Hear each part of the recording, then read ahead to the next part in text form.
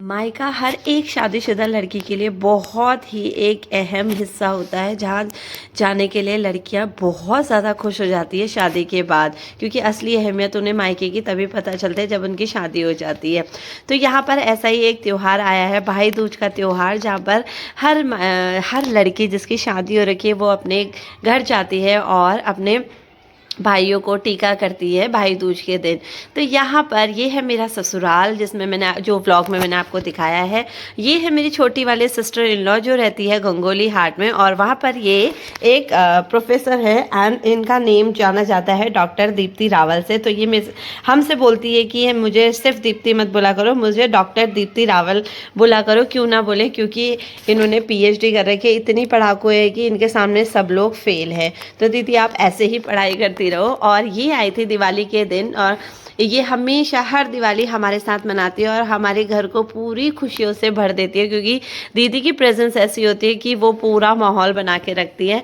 तो यहाँ पर ये है इनका फेवरेट पुरू, और पूर्वित भी बोलता है मेरी छोटी बुआ बहुत मेरी फेवरेट है, और ध्रुवित बोलता है मेरी बड़ी बुआ मेरी फेवरेट है। तो दोनों की अलग अलग बुआएं फेवरेट हैं। तो यहाँ पर पूर्वित तो बहुत ज़्यादा खुश हो जाता है जब उसकी छोटी बुआ आती है घर पे, और ध्रुवा इस बार अब बड़ा हो रहा है तो आप जान रहा है कि छोटी बुआ कौन है। तो ध्रुवा ने भी इस बार जान ही लिया कि ये इसकी छोटी बुआ है, वरना ये हमेशा यही बोलता है कि मम्मा मेरी सिर्फ एक ही बुआ है और वो है बड़ी बुआ।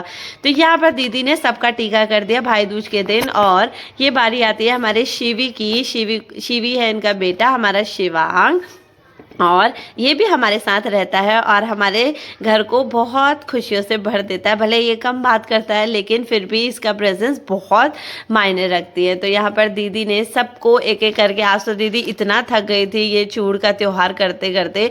ये भाइयों को, ये अपने बेटों को भी करते हैं और प्लस अपने भाइयों को भी करते हैं। और इससे क्या होता है कि ये लंबी उम्र के लिए अपने बच्चे की, अपने भाई की लंबी उम्र के लिए ये उनको चूड़े डाले जाते हैं और उनको आशीर्वाद दिया जाता है कि तुम खूब फलो फूलो। यहाँ पर आ गया है मेरा देवर, जो कि है मेरे सिस्टर इन लॉ का छोटा भाई, और वो भी दीदी ने बुलाया जल्दी से आ जा, क्योंकि मेरे को कहीं जाना है, इसलिए वो जल्दी जल्दी से आया टीका करने के लिए। दीदी ने उसका भी टीका करा, और दीदी आज बहुत ज़्यादा थक रही थी इसलिए बोलती जल्दी जल्दी करो, मुझे बहुत ज़्यादा लेट हो रही है, मुझे कहीं जाना भी है। तो पूरे विधि विधान से दीदी ने भाई दूज का त्यौहार निभाया, लेकिन गिफ्ट इनको किसी भी भाई ने नहीं दिया, क्योंकि हम गिफ्ट आगे पीछे मैं इनको दे देती हूँ, और ये वाला गिफ्ट भी इनका ड्यू है, जल्दी से दे दूंगी। तो यहाँ पर मेरे सिस्टर इन लॉ की सिस्टर इन लॉ आ गई थी, वो भी हर साल हमारे घर पे आती है शिवांग को टीका करने के लिए। तो इस बार साथ साथ मेरे बच्चों की भी किस्मत अच्छी रही कि इन्होंने मेरे बच्चों को भी टीका किया। तो वैसे ये है मेरी सब्सक्राइबर, और ये जब मुझसे मिलने के लिए आए, मुझसे मिली यहाँ पर, तो इन्होंने बोला कि मैं तेरी वीडियो देखकर इतनी ज़्यादा खुश हो जाती हूँ, और मतलब इतने सारे फ़नी वीडियोस बनाती हूँ। तो मुझे इतना सुनकर अच्छा लगा कि यार मैं अपने वीडियोस के ज़रिए किसी के मुंह पे हंसी तो ला रही हूँ। तो ये मेरे लिए बहुत बड़े सम्मान की बात थी, और मैं पता नहीं वो दिन कब आएगा कि मैं यूट्यूबर बनूँगी, बन भी पाऊँगी नहीं भी बन पाऊँगी। आप मुझे प्लीज़ कॉमेंट्स में ज़रूर बताना कि क्या मैं इन फ्यूचर एक यूट्यूबर बन पाऊँगी, क्योंकि मेरा सपना तो है एक यूट्यूबर बनने का, जिसके लिए मैं बहुत मेहनत कर रही हूँ, और पता नहीं मेरी मेहनत आप लोगों को पसंद आ रही है कि नहीं आ रही है। और होप सो कि मैं जल्दी ही किसी एक मुकाम पे पहुंच जाऊं और यूट्यूबर जल्दी से बन जाऊं, यही मेरी भगवान से हमेशा विश रहती है। तो यहाँ पर दीदी के सिस्टर इन लॉ ने उनका टीका करा, अपनी भाभी का टीका करा, और यहाँ पर मैं भी बैठ गई। दीदी ने बोला तू भी जल्दी से बैठ जाओ और सिर्फ मैं तेरा भी करूँगी। यहाँ पर हम लोग बात भी इतनी कर रहे थे और मुझे हंसी भी बहुत ज़्यादा आ रही थी, और साथ में फ़ोटोग्राफी भी चल रही थी। यहाँ पर लास्ट में मेरी बारी आई, और ये चूड़े दीदी ने मेरे सर पे रख दिए, और मुझे भी बहुत सारी ब्लेसिंग्स दी, बहुत सारे आशीर्वाद दी कि तू हमेशा सफल रहे। और दीदी और मेरा दोस्ताना ऐसे ही चलता रहता है, और हम दोनों बहुत सारी बातें कर रहे थे। तो फाइनली अपने ससुराल में ये त्यौहार हो गया था, और मैं चल पड़ी अपने मायके की ओर। आज तो मेरे जानू मेरे साथ नहीं है, क्योंकि वो तो दिल्ली आ चुके हैं, जॉब में वापसी के लिए। और साथ में मेरा देवर है जो मुझे किसी भी चीज़ के लिए मना नहीं करता। मैं बोलती हूँ कि चलो मुझे यहाँ लेकर चलो तो बोलता है ठीक है।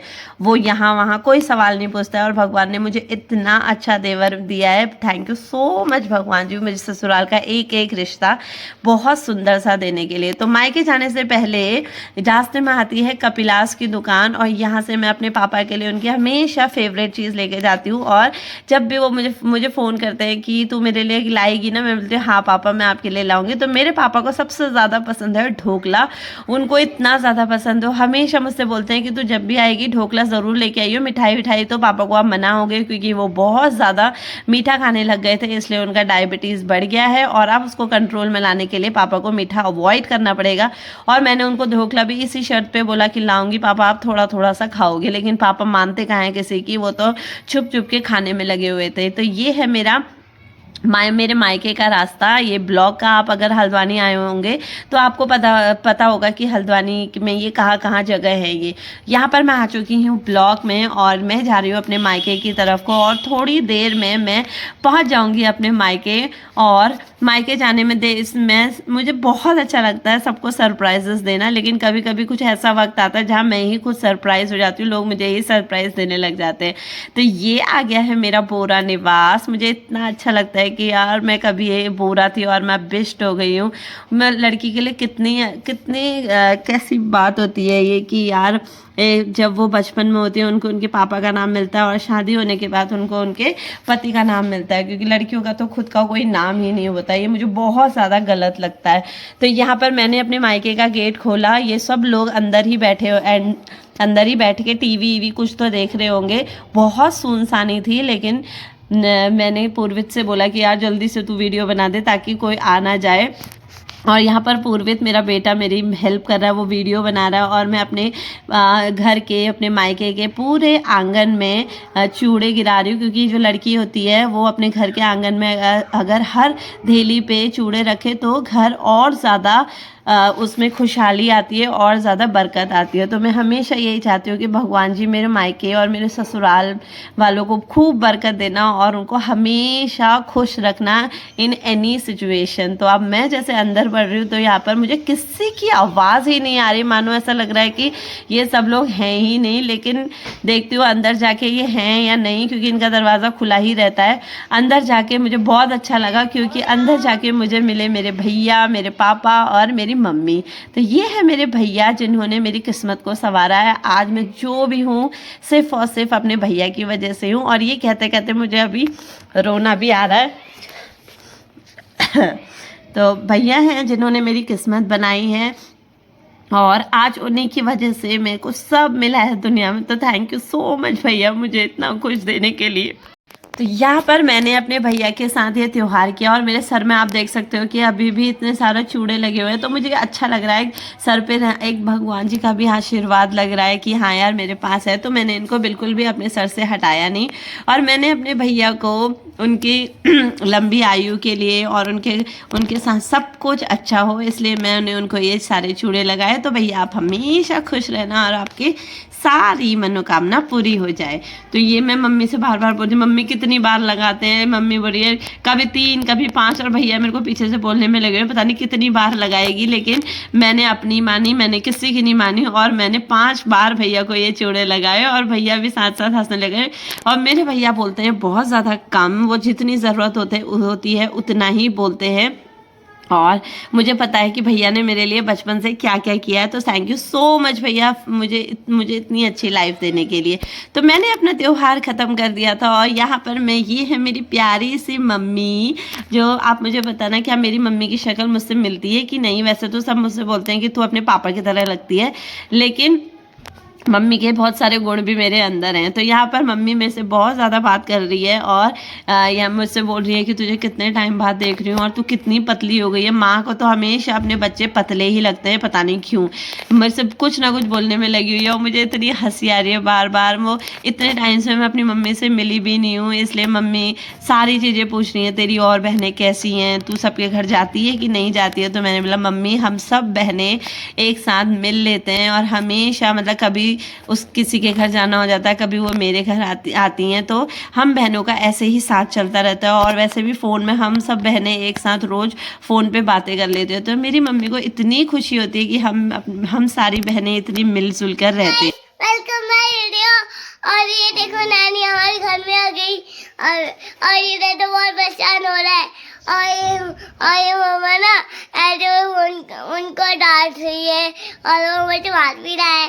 और ये ना वो जैसे अरे थप्पड़ भी मारा है। और ये ना वो मम्मा मुझे डांट रही है और मुझे भी ये मम्मा मुझे डांट रही है। ये था मेरा ध्रुवा, जो कि बहुत जल्दी ये भी एक मेरे पीछे पीछे एक ब्लॉगर ही बनेगा, क्योंकि इसमें भी अपनी माँ के गुण आ चुके हैं।